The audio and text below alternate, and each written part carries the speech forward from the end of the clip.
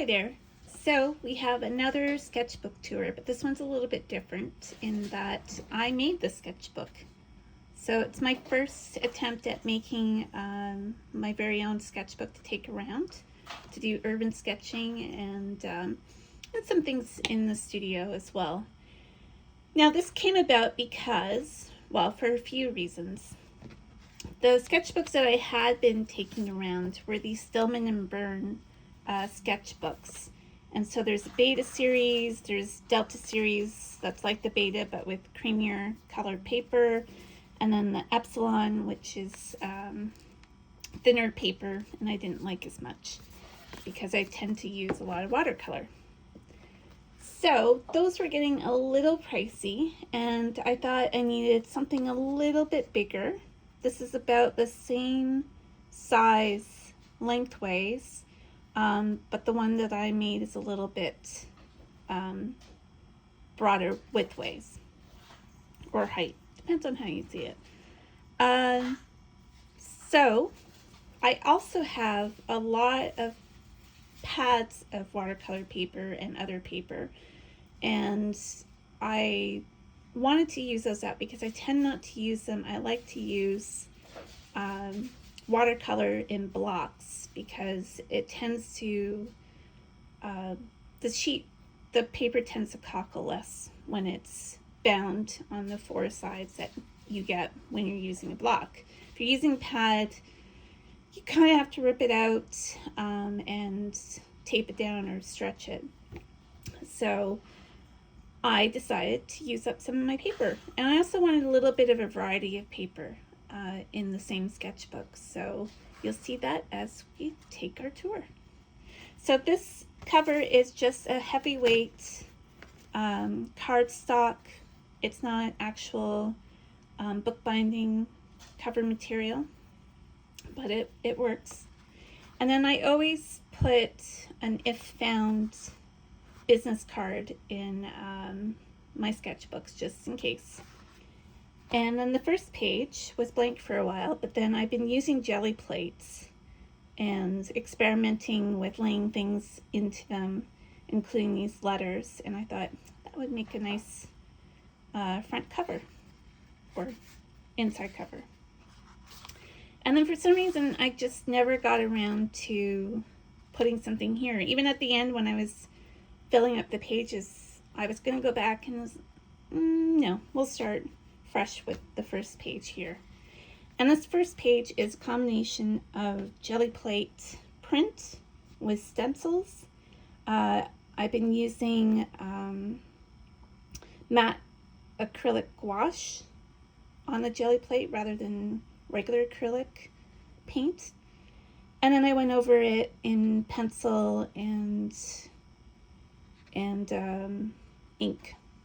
So it's a little shop front in Unionville, which is just above Toronto. And then to the right of where I was sketching, that was across the street, and this was to the right. It's a little place called the Chat Bar, and that's on Main Street in Unionville. And then I live near Distillery District, so I was just doing quick sketches of people sitting out on a nice September day. And then there's more jelly print plate experimentation. And onto this page, I hope you can see, I just really like the texture. And I did that in mind of putting something on top of it, but I kind of just wanted to leave that. And then I taped glassine into the pages, into the book, because I didn't like that they kept flying out when I was sketching outdoors. And that's just to cover soft pastel that I was using. And that's a box of a set from Unison. Just in case you're interested in that sort of thing. This is the half stick 8, and it comes like that. So I just used those colors.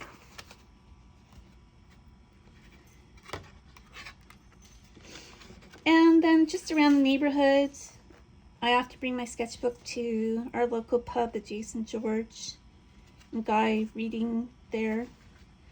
And then I went to the Patrician Grill, which is an old diner. It's been there since the 50s. Had my breakfast there one morning. And then this is in Distillery District on September 30th. I was hosting an Urban Sketchers meetup there and doing a demo as well. This is some of my own paint, I believe, because I have handmade paint I'm selling in the Distillery District at the Toronto Pen Shop, and I have a distillery brick color, which is a French burnt sienna, and then I have a distillery green color, which is chromium oxide green deep, and that's just some of the Clooney shop and a brewery there. These are all out of order because I've been picking what paper I want to use. So they're kind of all over the place. This is an old, I think it might be like a coach house, or not coach house, like it's pretty big. It's Theatre Passe Muraille, to the west end of downtown. And it's near Toronto School of Art. So I was sitting waiting for a class to start there. This was my breakfast at the Patrician Grill. That's their breakfast special. And then more from the Distillery District, this time in colored pencil, the week before the event. And then I was sitting waiting for a hospital appointment outside and sketched Princess Margaret Hospital across the street. And then people just sitting again in the Distillery District, this time just white colored pencil on the black paper. This is in Yorkville, which is a kind of hoity-toity spot in Toronto. It's where all the very expensive shops are. And this is on Cumberland, and Comfort and Kim is a bakery / cafe on Cumberland Street. And so this is colored pencil and a little bit of Posca pen on the black paper. And then this I did in the studio. I took a picture of a pigeon in Distillery District and then did that in gouache. And this paper, I believe, is the black paper from Clairefontaine. It's a mixed media paper, so it's a good weight. And this is definitely the Clairefontaine paint on in gray paper. So this is an area, I've got totally stacked market, like totally blanked. It's called that because they are shipping containers stacked on top of each other and forming a little area just off Bathurst with little shops and cafes and brewery. And then I was just sitting in Starbucks at Yonge and King and decided to do this very quick color pencil sketch of 1 King West, which is a hotel and a streetcar. Same day that I was at Stacked Market, I went for a coffee at Aretta Cafe. And that's both watercolor and colored pencil. And there's Stacked Market, pretty much in all its glory. Did that quick sketch as well. And back at the Jason George inside this time because it was starting to get cooler. And then this was I started with a continuous line. I just had a doctor's appointment, which I had a problem with my arm, so I was not, I was fine. But I started doing the continuous line and just gave up, but did a pretty loose sketch of the street while I was sitting in a cafe. And then we went to Rochester, and this is the Eastman House, part of the George Eastman Museum. That's his former home, and then the museum's to the back of it. We went there when we lost our cat Zoe. I just decided that we needed to be away for a few days, so we went to Buffalo and Rochester. And this is another soft pastel from, it's various pastels, I think. And this is a view in the Azores. I think it's Terceira, taken from a photo that I took there. And then another sitting in a cafe across the street with a car. And this is all in, I think it's water-soluble pencil. And then another jelly plate print. And this one I thought was too dark to draw on top of, so I left it. And then this was more from the remnants of different prints on the same plate. And I love the effect that it created. And I've taped in more glassine because this is all in pencil. And they're just, it's just a sketch of fish that the image is from Pixabay. For some reason I like drawing fish, and I like drawings of fish. Another cafe, this is a new one near us called the Lazy Barista. Kind of neat color scheme and interior. And this was the same day that I did Princess Margaret, I believe. And this is the old Hydro building. If you're in Toronto, you would know the building has this kind of neat curve to it. It's at University College. And that's on top of a jelly print as well. And then when I was in Unionville, I found this wrapper.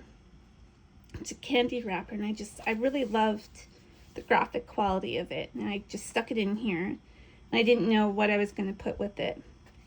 But then one day in Starbucks at Young King, I saw this young man, and he was in a very nicely cut black suit, had all his cue cards or something on the table. And I don't know if he was preparing for presentation or maybe even a job interview. I'm not sure. Then I saw this cat on, I think it was Pixabay as well. So I just did a little sort of hello there in the corner in gouache of this cat. And this is our cat, Sadie, who we welcomed a week after we lost Zoe. We just couldn't stand the emptiness that she left. So this is our tuxedo cat, Sadie. And then this is Zoe, stretched out in all her glory. She was just such a fantastic cat, and obviously my muse. I drew this from a photo about, I think, maybe when we got back from Buffalo, Rochester. It's just, you're working through your grief, and this really helped to sketch her. And one day I took myself to CIBC Square, which is a new development, and they have a little parquet up above the tracks. And so I sketched, this is actually based on a photo that I did. And another one based on a photo, I was just trying out Stabilo woody pencils, and it's based on a house in Rochester. And this spread is based on, sorry, I need a bit of water. This is at Herb Coyle and at Ronky Punk. I'll put that down below. they host every first Thursday of the month something called Street View World Tour, and you go to live feeds in various cities, or I think also still photos are used. This is my first time joining the group, and this was a live feed or semi-live feed, because the live feed actually, when they tuned in, the Zamboni was cleaning the ice, and they wanted to have skaters out there for us to draw. So this is Bryant Park in New York City, and the Christmas market. And then I was just testing out some soft pastels that I got at the Rochester Art Supply in, obviously, Rochester. They have an amazing amount of soft pastels from all over the world. And then this was a jelly print that I was going to leave because I really liked the way it came out, but I thought, oh, it really needs something. So based on the photo that I took just 2 days ago, I did a little ink sketch of College Street in Toronto's West End. This is a watercolor and ink of the side of a building in Toronto's Old Town near where I live, and there's a sculpture garden just in the courtyard. And this was from Urban Sketchers meetup, the Toronto chapter. We had it in an Indigo bookstore, a new one in a development called The Well. Really interesting development down at Spadina, just south of King. And they had all their Christmas display out, so I really liked that and sketched it. And yet another cafe. As you can see, there's a theme. This is Velvet Lane, a relatively new cafe on King Street. Really good pastries and reasonably priced barista drinks. And this was just trying out the urban set from Schminke, their super granulating set. So all the colors except for the blue sky are from the set, and obviously the colored pencil on top.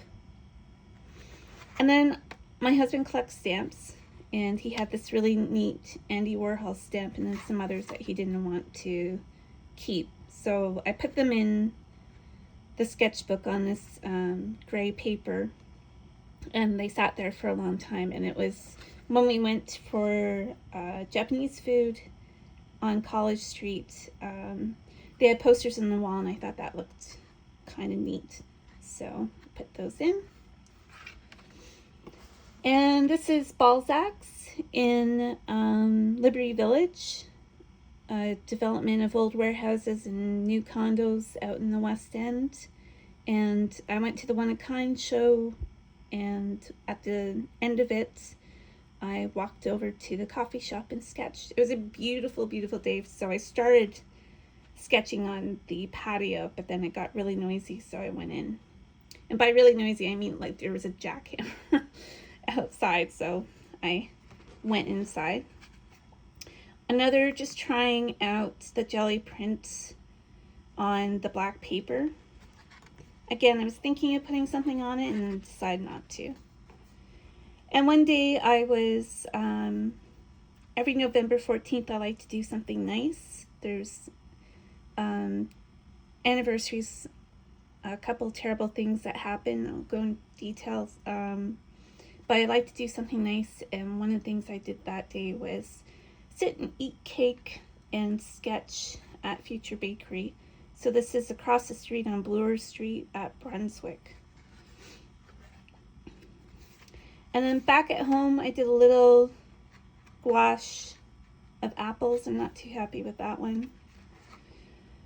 Then while I was sitting in CIBC Square with a friend, I did this colored pencil sketch of the Fairmont Royal York, famous hotel in Toronto. It's part of the CN railway, had these really gorgeous, huge hotels built across the country, and this is one of them. There's ones in Ottawa and Victoria, BC, and Quebec, and I think I've stayed in quite a few of them.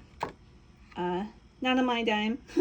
Usually it's my husband's conferences take place in places like that.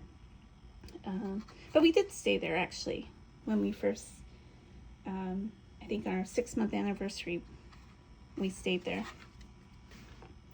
Another cafe sitting, this one is Full Stop on Dundas Street West.